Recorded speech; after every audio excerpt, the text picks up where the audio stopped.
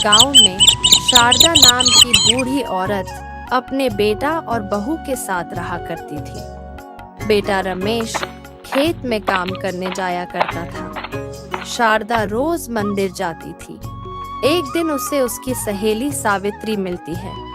अरे शारदा, कैसी हो? अरे सावित्री, तुम बहुत दिनों के बाद मिल रही हो। हाँ शारदा, सुना है तुम्हारे बेटे की शादी हो गई है। और सब कैसा चल रहा है? बहू कैसी है? सेवा तो करती है ना? हाँ, 2 महीने पहले ही हुई है। तुम तो शादी में नहीं आई। अरे शारदा, मैं तो आना चाहती थी, लेकिन मेरे भाई की तबीयत उस दिन बहुत खराब थी, इसीलिए नहीं आ पाई। अच्छा, कोई बात नहीं। और बताओ ना शारदा, बहू कैसी है? मेरी बहू तो लाखों में एक है। उसे घर के सारे काम आते हैं। मेरी बड़ी सेवा करती है। मुझे एक काम तक को हाथ नहीं लगाने देती। रोज गर्मागर्म भोजन पहले मुझे परोसती है, फिर बाद में दोनों पति पत्नी खाते हैं। सारे घर को बहुत अच्छी तरह से संभाल लेती है। मेरी बहुत ही अच्छी है। मुझे अपनी माँ की तरह ही समझती है। अरे शारदा, तेरे तो भाग खुल गए जो इतनी अच्छी बहू मिली। चलो भाई, ये तो बहुत बढ़िया हो गया। अब तुम्हें कोई फिक्र करने की जरूरत नहीं, इतनी अच्छी बहू जो मिली है। हाँ सावित्री। फिर सावित्री वहां से चले जाती है और शारदा चिंता में पड़ जाती है और सोचती है। मुझे जल्दी से घर जाना होगा। फिर शारदा घर की ओर निकल पड़ती है। घर पहुंचने के बाद शारदा की बहू सुमन शारदा से कहती है, आ गई महारानी, इतनी देर तक कहाँ थी? बहू, वो मेरी एक सहेली मिल गई थी। उससे बातें करने लगी तो देर हो गई। अच्छा, तो ये बात है। बाहर जाकर अपनी सहेली से मेरी चुगली कर रही थी कि मेरी बहू ऐसी है वैसी है। तुमने मेरे बारे में उल्टा सीधा कहा होगा। मेरी पीठ पीछे मेरी बुराई करती हो। नहीं बहू, मैंने किसी से कुछ नहीं कहा। बड़ी आई, चलो जल्दी से खाना लगा दिया है, खा लो। फिर शारदा खाना खाने बैठ जाती है, लेकिन खाने में सिर्फ नमक और बासी रोटी होती है। सुमन से कहती है, ये क्या बहू, ये रोटी तो बासी है और ये नमक। तुम्हें सब्जी नहीं बनाई क्या? बनाई तो थी, लेकिन मैंने और तुम्हारे बेटे ने खाना खा लिया है, तो सब्जी नहीं बची है। और ये रोटियां कल रात की ही तो है। फेंक देती तो खाने की बर्बादी होती ना। तुम्हारा बेटा कितने मेहनत से कमाता है, दिन रात खेत में काम करता है, तो मैं उन्हें ये रोटियां नहीं दे सकती थी। और मैंने अपने मायके में कभी बासी रोटी नहीं खाई। मेरे पेट में दर्द होने लगा तो इसीलिए ये रोटी आपके लिए रखती थी। अब जो है सो है, खा लेना, मुझे और भी काम है। ऐसा कहकर सुमन वहां से अपने कमरे में चली जाती है। शारदा को बहुत बुरा लगता है।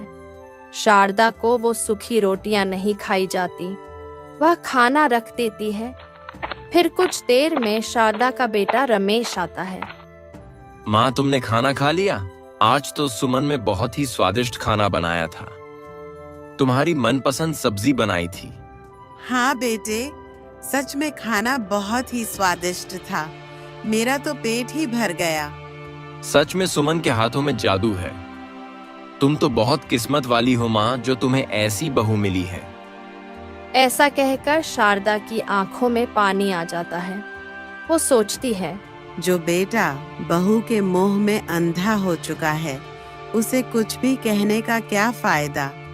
मैं कुछ भी कहने जाऊंगी तो बहू मुझे ही 4 बातें सुना देगी कि मैंने पति पत्नी में झगड़ा लगा दिया। क्या बात है माँ, क्या सोच रही हो? परेशान भी दिख रही हो। कुछ नहीं बेटे, मेरे पैरों में बहुत दर्द हो रहा है। मुझे जरा मालिश का तेल दे दो। मैं लगा लूंगी तो थोड़ा आराम मिल जाएगा।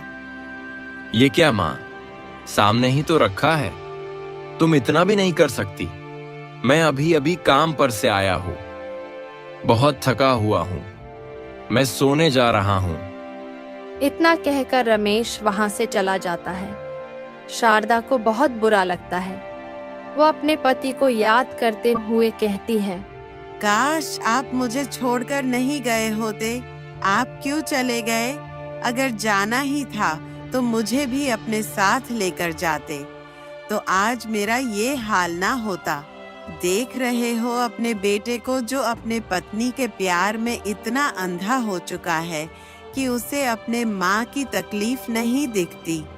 मैं उसे बहू के बारे में कुछ भी कहती तो वह अपने पत्नी की ही तरफदारी करता है। आज तक उसने मेरी कभी कोई बात नहीं मानी। पता नहीं मैंने ऐसा कौन सा पाप किया है जो मुझे ऐसे दिन देखने पड़ रहे हैं। क्या बात है सुमन, बहुत थकी थकी सी लग रही हो। हाँ, मेरे पैरों में बहुत दर्द है और सिर में भी। दिन भर काम करके थक जाती हूँ।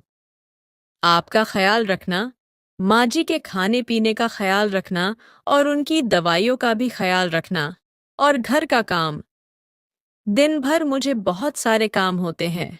माँ जी को क्या है, वो दिन भर सिर्फ आराम फरमाती है, ये नहीं कि मेरा थोड़ा हाथ बटा दे। अच्छा उसकी छोड़ो, मैं तुम्हारा सर और पाँव दबा देता हूँ। मैं हूं ना तुम्हारा ख्याल रखने के लिए। तुम चिंता क्यों करती हो? तुम्हें परेशान देख मैं भी परेशान हो जाता हूँ। तुम परेशान होती हो तो मुझे बिल्कुल भी अच्छा नहीं लगता। माँ का क्या है, वो तो आज है कल नहीं, उनकी उम्र हो चली है, उनकी छोड़ो। ये सारी बातें शारदा सुन लेती है। उसकी आंखों में पानी आ जाता है। वाह बेटे, जब मैंने तुझसे मालिश का तेल लाने को कहा तो तुझसे इतना भी नहीं हुआ। मुझसे कहकर गया कि सोने जा रहा हूँ। तुझे तेरी पत्नी का दुख दिखता है, माँ का नहीं, और यहाँ अपने पत्नी के पाँव दबा रहा है। वह बहुत उदास होकर सोने चली जाती है। फिर अगले दिन सुनिए जी, मेरे रिश्तेदार के यहाँ आज शादी है। मुझे शादी में जाना है। मुझे एक बहुत अच्छी महंगी सी साड़ी चाहिए और कुछ गहने भी। मेरे पास बहुत कम गहने हैं। मुझे शादी में सबसे अच्छा दिखना है। सुमन, इतने पैसे नहीं है मेरे पास। तुम्हारे पास तो बहुत सारी साड़ियां हैं, उसमें से कोई पहन लेना। और वैसे भी शादी तो तुम्हारे बहुत दूर के रिश्तेदार की है। ठीक है, मत दिलाओ। मैं कोई पुरानी सी साड़ी पहन लूंगी। सोच लो, शादी में इतने लोग होंगे। मुझे पुरानी साड़ी में देख औरतें बातें बनाएगी, आपकी ही बदनामी होगी। और अगर मैं नई साड़ी और बहुत सारे गहने पहन कर गई तो आपका ही नाम होगा कि देखो सुमन का पति सुमन को कितने ठाट से रखता है। लेकिन तुम तो जानती हो मेरे पास इतनी पैसे नहीं है। इतने पैसे मैं कहाँ से लाऊं? मेरे पास एक तरकीब है, तुम्हें नहीं पता, लेकिन तुम्हारे माँ के पास बहुत पैसे है। वो कभी अपने अलमारी की चाबी मुझे नहीं देती। शायद उसने उसमें बहुत सारा पैसा छुपा रखा है। उससे वह सारा पैसा निकाल लेते हैं। लेकिन मैं उनसे कहूंगा क्या? पर मुझे नहीं लगता उनके पास कोई पैसे है। थोड़े बहुत होंगे। तुम उनसे कहना कि पिछले साल जमींदार से कुछ पैसे ब्याज पर लिए थे और अब तक चुकाया नहीं है। जमींदार उस पैसे के लिए रोज आकर धमका रहा है। इतना सब कहने के बाद भी अगर आपकी माँ ने पैसे नहीं की दिया तो उसे भी से हम घर से निकाल देंगे। कोई माँ इतनी कठोर नहीं रह सकती कि अपने बेटे को तकलीफ में देखकर भी पैसे ना निकाले। अगर फिर भी उन्होंने पैसे नहीं निकाले तो हमने घर से बाहर निकाल देंगे। फिर तो इस घर में रहने का कोई अधिकार नहीं। ठीक है, मैं उनसे बात करके देखता हूँ। फिर रमेश शारदा के पास जाकर मुंह लटकाकर बैठ जाता है। शारदा पूछती है, क्या बात है बेटे, बहुत परेशान लग रहे हो। क्या बताऊं माँ, आपको नहीं पता, लेकिन मैंने जब आप बहुत बीमार थीं, तब जमींदार से कर्जा लिया था। अभी तक मैं चुका नहीं पाया हूँ। जमींदार मुझे रोज धमकाता है, परेशान करता है, और मैं कहां से उसके पैसे चुकाऊंगा? खर्च अभी इतना बढ़ा गया है कि कोई पैसा ही नहीं बच पाता। इतने कम फसल में घर चलाना और आपकी दवाई का खर्च उठाना, मेरी तो कुछ समझ में नहीं आ रहा है। मैं क्या करूं? जमींदार आज मुझे घर से बाहर निकालने की धमकी देकर गया है। उसे पैसे नहीं मिले तो हमारा घर ले लेगा माँ। तुम इतना परेशान मत हो बेटा। मेरे पास कुछ पैसे हैं जो तुम्हारे पिताजी ने बुरे समय में काम आएंगे, इसी वजह से मुझे दिए थे, और इससे बुरा समय क्या हो सकता है। तुम वो पैसे ले लो और जमींदार का कर्ज चुका दो। ज्यादा तो नहीं है मेरे पास, लेकिन तुम्हारी कुछ तो मदद हो ही जाएगी। और फिर शारदा पैसे दे देती है। सुमन बहुत खुश हो जाती है और उन पैसे साड़ी खरीद लेती है। कुछ दिन ऐसे ही गुजर जाते हैं। एक दिन सुमन सोचती है, इस बुढ़िया का कुछ करना पड़ेगा। परेशान हो चुकी हूँ मैं इससे। मैं इस घर पर केवल मेरा अधिकार चाहती हूँ। इस बुढ़िया को जब भी देखती हूँ मेरा खून खोल उठता है। पता नहीं ये कब मरेगी। ऊपर से इसकी दवाई का खर्च। ये मर जाएगी तो इसकी दवाई के पैसे बच जाएंगे। ऐसे तो ये बूढ़िया दवाई के चक्कर में हमें कंगाल करके छोड़ेगी। कुछ करना पड़ेगा। सुमन जानबूझकर शारदा से टकराकर नीचे गिर जाती है। हाय, मैं मर गई। मेरी कमर। तुम कैसे गिर बहू? तुम ठीक तो हो? कहीं चोट तो नहीं लगी? अजी, सुनते हो, तुम्हारे माँ ने मुझे नीचे गिरा दिया। रमेश दौड़कर वहां आता है। ये क्या कर रही हो बहू? मैंने तुम्हें नहीं गिराया। तुम झूठ क्यों बोल रही हो? तुम तो अपने आप से ही गिर गई। देखा आपने? आपकी माँ कितना झूठ बोल रही है। मैं क्या नाटक कर रही हूँ? मुझे सच में बहुत चोट आई है। बहुत दर्द हो रहा है। ये क्या है माँ? आपने उसे क्यों गिराया? आप देखकर नहीं चल सकती थी? जानता हुआ आप इसे खास पसंद नहीं करती, लेकिन ये क्या तरीका हुआ? उसे कितना दर्द हो रहा है, ऊपर से आप उस पर झूठा इल्जाम लगा रही हो। वो बेचारी दिन भर कितना काम करती है। वो जानबूझकर अपने आप को चोट क्यों पहुंचाएगी? जरा सोच समझकर बोला करो। सुमन, तुम चलो यहाँ से। अब तुम आराम करो, सारा काम माँ संभाल लेगी। ऐसा कहकर रमेश सुमन को लेकर अपने कमरे में चला जाता है। शारदा को इतना बुरा लगता है कि उसे रोना आ जाता है। कमरे में जाकर सुमन रमेश से कहती है, मुझे बहुत डर लग रहा है। आपने देखा नहीं आज माझी ने मेरे साथ क्या किया? मुझे लगता है वो मुझे मार देना चाहती है। आपको नहीं पता, जब आप घर पर नहीं होते हो तब माझी मुझसे ठीक तरह से बात तक नहीं करती। हर वक्त मुझे ताना देती है। आपकी माँ है, इसीलिए मैं सह जाती हूँ। मुझे बहुत बुरा लगता है। आज तो उन्होंने हद ही कर दी। अगर आज मुझे सर पर कहीं चोट लग जाती तो मैं मर ही जाती। ऐसा क्यों बोलती हो सुमन? मरे तुम्हारे दुश्मन। मरने की उम्र माँ की है, तुम्हारी नहीं। मैं तुम्हें कभी कुछ नहीं होने दूंगा। मैं हूं ना। आप तो दिन भर काम पर रहते हो, आपको क्या पता चलेगा? अगर किसी दिन सच में उन्होंने मुझे मार दिया तो तब आप क्या करोगे? रह लोगे मेरे बिना? सुमन, माँ ऐसा नहीं कर सकती। तुम ऐसा मत सोचो। आपको क्या पता कि आपकी माँ कैसी है? दिन भर मैं उनके साथ रहती हूँ। आपके सामने वो कुछ नहीं बोलती, अच्छा होने का दिखावा करती है। मैं कहती हूँ कि आज की इस घर में या फिर माझी।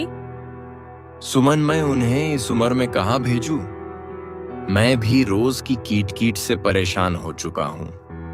मेरी बात सुनो, हम उन्हें वृद्धाश्रम नहीं भेज सकते, नहीं तो लोग आपके बारे में क्या क्या बातें बनाएंगे। फिर क्या करें? उन्हें सीधा ऊपर ही भेज दो। ना रहेगा बास, ना बजेगी बांसुरी। ये तुम क्या कह रही हो सुमन? मैं बिल्कुल सही कह रही हूँ। मेरी बात ध्यान से सुनो। वैसे भी उनकी उम्र हो गई है, वो हमारे ऊपर बोझ ही बन गई है।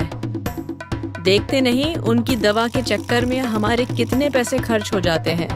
कल को हमारे बच्चे होंगे, उनके लिए भी तो सोचना पड़ेगा। हमें अभी से पैसे बचाने पड़ेंगे। हाँ सुमन, शायद तुम सही कह रही हो। वैसे भी उन्हें पिताजी की बहुत याद आती है। जब देखो तब उनकी तस्वीर के सामने रोती रहती है। वो भी तो यहाँ खुश नहीं है। उन्हें भी मुक्ति ही मिल जाएगी, और तुम भी यही चाहती हो। हाँ, तो क्या आप तैयार हो? मेरी बात मानेंगे? तुम्हारे लिए तो मैं कुछ भी करने को तैयार हूँ। तुम बस बोलो, करना क्या होगा? कल जाकर बेहोश होने वाली दवाइयाँ मुझे लाकर दे दो। मैं उनके खाने में मिलाकर दे दूंगी। जैसे वो बेहोश होगी, आप उन्हें शमशान जाकर जला देना। माँ जी बेहोश रहेंगी तो उन्हें पता भी नहीं चलेगा, और रात के समय डर के मारे कोई शमशान के पास नहीं जाता। केसी को कुछ पता नहीं चलेगा। अगर लोग पूछेंगे तो मैं कह दूंगी कि वो अपने किसी रिश्तेदार की यहाँ गई है। ठीक है, ऐसा ही करते हैं। अगले दिन रमेश दवाई लाकर सुमन को दे देता है। उस दिन सुमन शारदा का मनपसंद खाना बनाती है। आज इस बुढ़िया का आखिरी दिन है, इसकी मनपसंद सब्जी बना देती हूँ। लीजिए माँ जी, खाना खा लीजिए। आज मैंने सब आपकी पसंद का बनाया है। शारदा को शक होता है। वो सोचती है, आज तक तो बहू ने मुझे कभी अपने मनपसंद सब्जी रोटी नहीं खिलाई, तो आज कैसे? रोज तो मुझे बासी खाना देती है। कुछ तो गड़बड़ है। जरूर इस खाने में कुछ मिलाया है, लेकिन मैं करूँ भी तो क्या करूँ? आज नहीं खाऊंगी, कल नहीं खाऊंगी, लेकिन कभी तो मुझे उसके हाथ का खाना ही पड़ेगा। कितने दिन भूखे रहूंगी और कहाँ जाऊंगी? हे भोलेनाथ, मैंने तेरी बहुत भक्ति की है। अगर मेरी भक्ति में सच्चाई होगी तो मैं गीता ये खाना खाकर भी मैं जीवित रह जाऊंगी, अन्यथा मुझे मरना भी स्वीकार है। सब आपके ऊपर छोड़ रही हूँ प्रभु। मेरी रक्षा कर लेना, नहीं तो मुझे मार देना। अगर आपकी यही इच्छा है तो मुझे मौत भी मंजूर है। ऐसा सोचकर शारदा खाना खाने लगती है और खाना खाने के बाद बेहोश हो जाती है। इसी बात का फायदा उठाकर रमेश उन्हें एक बोरी में बांधकर शमशान ले जाता है और उन्हें लकड़ी पर लेटा देता है। जैसे ही वह माचिस निकालने जाता है तो उसे पता चलता है, अरे यार, माचिस तो घर पर ही भूल गया। जल्दी से घर जाना पड़ेगा, कहीं इसे होश ना आ जाए। फिर वह माचिस लेने घर की ओर निकल पड़ता है। ये क्या आप इतने जल्दी वापस आ गए? अरे मुझे जल्दी से माचिस दे दो। मैं माचिस घर पर ही भूल गया। जल्दी करो, नहीं तो उसे होश हो जाएगा। यहाँ शारदा को होश आ जाता है और उसे सब कुछ पता चल जाता है कि उसके बेटा बहू ने उसे मार देना चाहते हैं। वो बहुत रोने लगती है। हे भगवान, मुझे होश क्यों लाया? मुझे मर जाने दिया होता। ऐसे बेटे के साथ रहने से तो अच्छा मैं आज मर ही जाती तो अच्छा होता। अपने बेटे को आते देख शारदा एक पेड़ के पीछे छुप जाती है। अंधेरा होने के कारण रमेश को ठीक से दिखाई नहीं देता। रमेश खाली लकड़ी को आग लगाकर वहां से चला जाता है। घर जाने के बाद सुमन पूछती है, काम हो गया ना? हाँ बिल्कुल हो गया। ऐसा कभी हो सकता है? तुमने कुछ कहा हो और मैंने ना किया हो। मैं तुम्हारे लिए कुछ भी कर सकता हूँ। अब तो तुम खुश हो ना? तुम्हारी तो सारी चिंता ही मिट गई, और मेरी भी। हाँ बिल्कुल सही कह रहे हो। अब हम दोनों बड़े ही आराम से रह सकते हैं। अब कोई झगड़ा या तकलीफ नहीं होगी। आप जैसे को अपने पति के रूप में पाकर मैं तो धन्य हो गई। आपने ये सब मेरी खुशी के लिए किया है। मैं आपको कभी आपके माँ की कमी महसूस नहीं होने दूंगी। उनसे भी कहीं गुना आपका ख्याल रखूंगी। आपको हमेशा खुश रखूंगी। इधर शारदा सोचती है, हे भगवान, अब मैं कहाँ जाऊंगी, क्या करूंगी? मेरा तो कोई है भी नहीं। फिर से घर गई तो फिर से मुझे कुछ ना कुछ करके मेरी जान ले लेंगे। हे भोलेनाथ, आपने बचाया है, जिंदगी दी है तो आगे का रास्ता भी आपको ही दिखाना पड़ेगा। मेरी मदद कीजिए प्रभु, मैं क्या करूं? कोई रास्ता दिखाइए। तभी वहां पर कुछ चोर आ जाते हैं। उनके पास एक पोटली होती है जिसमें चुराया हुआ सामान होता है। सावित्री उन्हें देख पेड़ के पीछे छुप जाती है। वो चोर आपस में बात करते हैं। यहाँ पैसे गिन लेते हैं और बाकी का सोना बांट लेते हैं। यहाँ हमें कोई नहीं देखेगा। ये तो शमशान है, यहाँ कौन आने वाला है? चलो यही बैठ जाते हैं। लेकिन भाई यहाँ भूत तो रहते होंगे ना? मुझे बहुत डर लग रहा है। इंसानों से बच जाएंगे, लेकिन भूतों से कैसे बचे? अरे डर मत, कुछ नहीं होगा, मैं हूं ना। भूत भूत कुछ नहीं होता, सब कहने की बात है।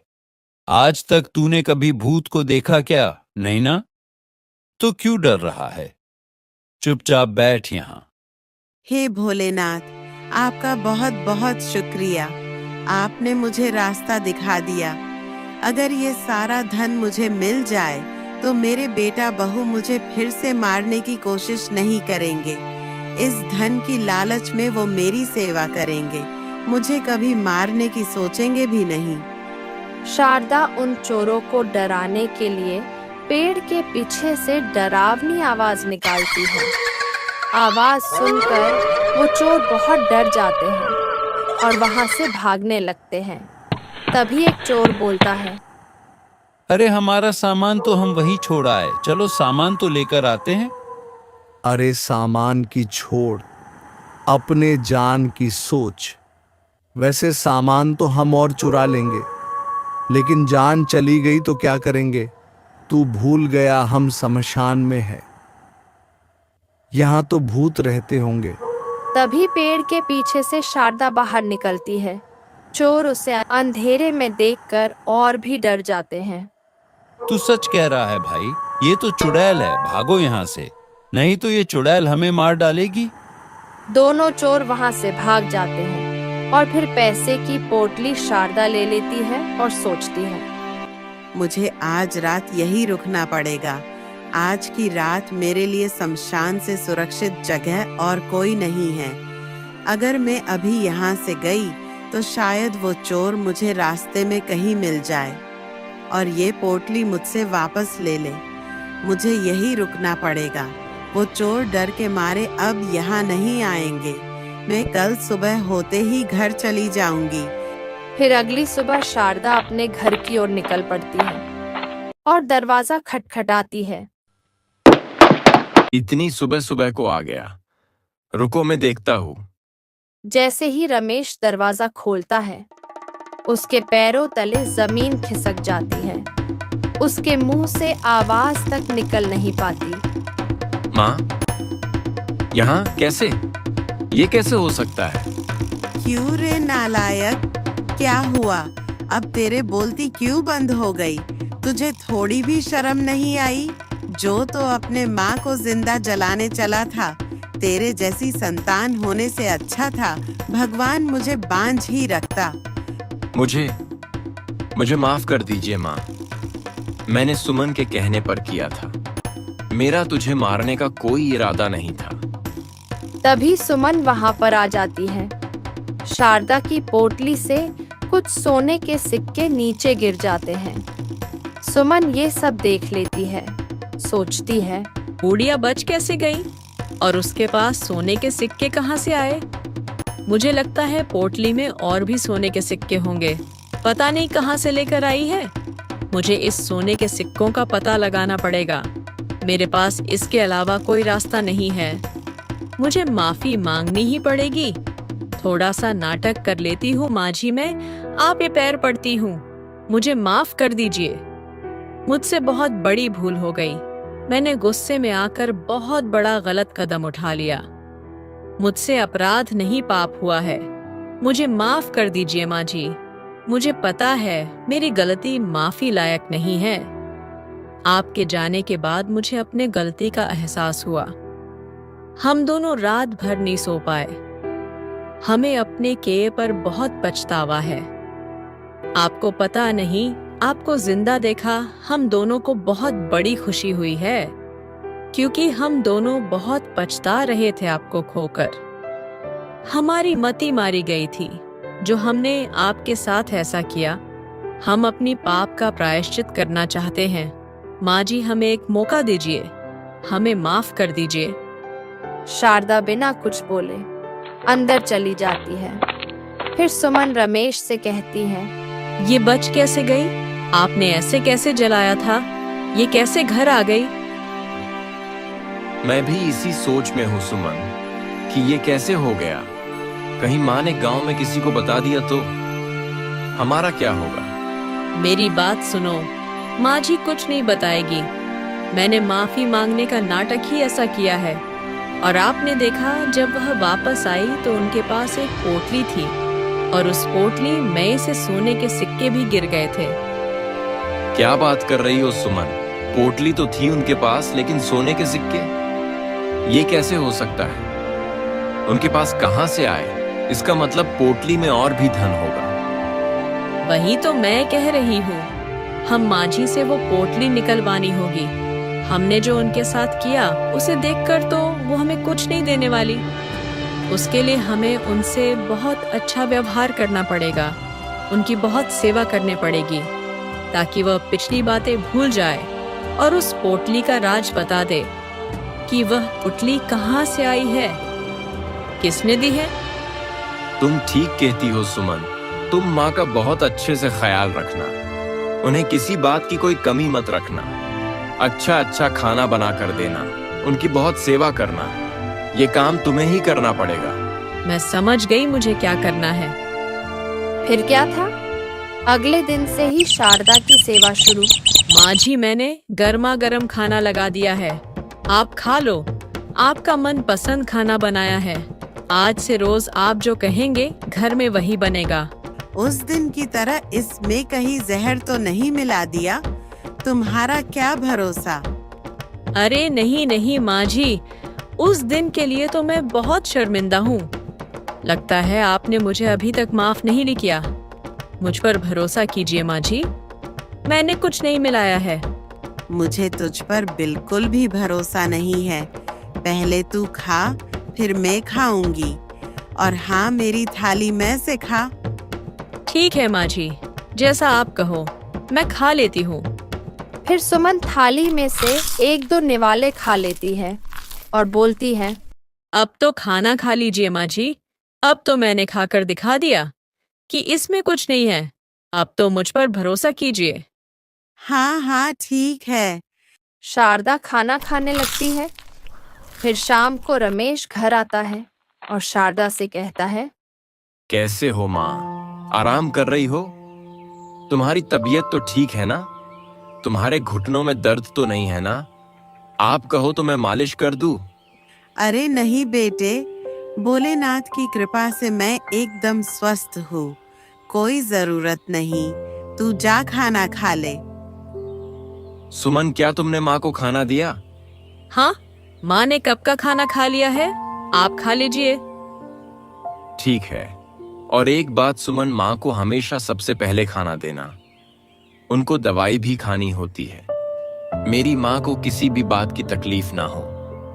और उनकी दवाई की पर्ची निकालकर मुझे कल दे देना। कल शहर जाकर लेता आऊंगा। जी ठीक है। सुमन शारदा के पास जाकर बोलती है कि माँ जी, एक बात पूछूं? आपके पास जो पोटली है उसमें क्या है? वो तो एक राज है जो समय आने पर ही बताऊंगी। तू जा यहाँ से, जाकर सो जा। माँ जी तो बता ही नहीं रही है कि आखिर उस पोटली में है क्या, और पोटली चुराने का कोई मौका भी नहीं छोड़ रही। मुझे लगता है और कुछ दिन इंतजार करना पड़ेगा और अच्छे से सेवा करनी पड़ेगी, तब जाकर बताएंगी। माँ जी, आपकी चाय बन गई है। अच्छा, पहले तू पीकर बता, फिर मैं पीऊंगी। ये क्या माँ जी, आप मेरी झूठी चाय पियेंगी? हाँ, पी लूंगी। जहर पीने से अच्छा है कि मैं तेरी झूठी चाय पी लूंगी। कम से कम जिंदा तो रहूंगी। इसी तरह शारदा की सेवा होने लगती है। शारदा को वक्त पर खाना और दवाई मिलने लगती है। शारदा बहुत खुशी से रहने लगती है। एक दिन वक्त सोचती है, मैं अच्छे से जानती हूँ ये सब सेवा क्यों चल रही है। ये लोग मेरी पोटली मुझसे पाना चाहते हैं। इन्हें मुझसे कोई लगाव नहीं, बस पोटली की लालच में मेरी सेवा किए जा रहे हैं। नहीं तो ये लोग मुझे जिंदा जलाने चले थे। कुछ दिन ऐसे ही बीत जाते हैं। फिर एक दिन फिर से सुमन शारदा से पूछती है, माँ जी, अब तो बता दीजिए इस पोटली में क्या है? अब तो आपको हम पर थोड़ा सा भरोसा हो गया होगा। अच्छा ठीक है, मैं दिखाती हूँ। शारदा पोटली खोलकर दिखाती है तो उसमें बहुत सारे सोने के सिक्के होते हैं और पैसे भी होते हैं। ये सब देखकर सुमन की आंखें फटी की फटी रह जाती हैं। वो शारदा पूछती है, कितना सारा धन कहाँ से आया? किसने दिया? जब रमेश मुझे आग देकर वहां से चला गया था, तब उस अग्नि में से एक देवता प्रकट हुए और उन्होंने मुझे ये सारा दिन दिया है। वो जानते थे मैं मरी नहीं, जिंदा हूँ। फिर मेरी कहानी सुन उन्हें मुझ पर तरस आया। शायद इसलिए उन्होंने मुझे दिया होगा। सुमन सोच में पड़ जाती है और बोलती है, माँ जी, आपने इतना ही धन क्यों मांगा? और धन मांग सकती थी। मैं बूढ़ी हूँ ना, तो मुझसे ज्यादा वजन उठाया नहीं गया, इसलिए जितना ला सकूं उतना लाया। अच्छा, ये बात है। आप आराम कीजिए माँ जी, मैं ही अभी आती हूँ। अगर किसी चीज की जरूरत पड़े तो मुझे आवाज लगा देना। अजी, सुनते हो? मैंने उस पोटली के बारे में पता लगा लिया है। फिर सुमन रमेश को सारी बातें बता देती है और उसे कहती है, माँ जी की तो मती मारी गई थी जो इतना ही धन लेकर आई। मेरे पास एक बहुत अच्छी तरकीब है। आप एक काम करो, आज रात को आप मुझे चीता पर लेटाकर अग्नि देकर वहाँ से घर चले आना। जैसा कि माँ जी ने बताया था कि उस शक्ति को पता चल जाता है कि वह आदमी जिंदा है कि मरा हुआ है, तो वह मुझे मरने नहीं देगा और फौरन अग्नि में से प्रकट हो जाएगा। फिर मैं उसे ढेर सारा धन मांग लूंगी और वापस आ जाऊंगी। फिर तो हमारी ऐश ही ऐश है। फिर इस बूढ़िया का भी काम तमाम कर देंगे। इसकी सेवा करने की जरूरत नहीं पड़ेगी और हमारे पास बहुत सारा धन भी रहेगा। तो खेत में आपको काम करने की भी कोई जरूरत नहीं पड़ेगी। तुम क्या बोलते हो? हाँ, तुम सही कह रही हो। हम ऐसा ही करेंगे, लेकिन मैं भी तुम्हारे पास ही रुकता हूँ। नहीं, आप वहां नहीं रुकेंगे। माँ जी अकेली ही थी। अगर आपको देखकर वह देवता नहीं आए तो हमारे सारे किए कराए पर पानी फिर जाएगा। थोड़ी देर की तो बात है, मैं धन लेकर वापस आ जाऊंगी। और याद रहे, माँ जी को इस बारे में पता नहीं चलना चाहिए। अच्छा ठीक है, नहीं बताऊंगा। फिर दोनों रात के समय वैसा ही करते हैं। रमेश सुमन को अग्नि देखकर वहां से घर चला जाता है और फिर सुबह हो जाती है। सुमन अब तक घर नहीं आती। रमेश बहुत परेशान हो जाता है। फिर शारदा सुमन के बारे में पूछती है तो रमेश बोलता है, माँ एक बात बताओ, उस दिन शमशान से आप इस समय तक घर आ गई थी ना? हाँ, मैं तो आ गई थी, लेकिन तू उस दिन के बारे में क्यों पूछ रहा है? और बहू कहाँ है? अरे माँ, तुम्हारी बहू तो तुम्हारे बात सुनकर कल रात को शमशान चली गई। जैसे तुम्हें मैंने चिता को आग लगाकर वापस आ गया था, मैंने उसे भी आग लगाकर घर आ गया। उसने कहा कि वो तुमसे भी ज्यादा धन मांग कर लाएगी, और देखो ना, अभी तक नहीं आई है। हे भगवान, ये तुमने क्या कर दिया? अब क्या उसकी राह देख रहे हो वापस नहीं आने वाली? ये सब तुम्हारे लालच के वजह से हुआ है। तुम दोनों लालच में इतने अंधे हो गए थे कि तुम अपने पत्नी को चिता पर आग देकर आ गए। तुम्हें इतनी भी अक्ल नहीं थी कि वो जलकर मर जाएगी। मुझे तो मेरे भोलेनाथ ने बचाया था क्योंकि मेरे कर्म अच्छे थे, लेकिन तुम्हारी पत्नी के कर्म ऐसे हैं कि उसे कोई भगवान नहीं बचा सकता। ये तुम्हारे कर्म की सजा है। और उस दिन की सारी घटना रमेश को बताती है कि वह पोटली उसे कैसे मिली थी। रमेश माथा पकड़ लेता है और जोर जोर से रोने लगता है।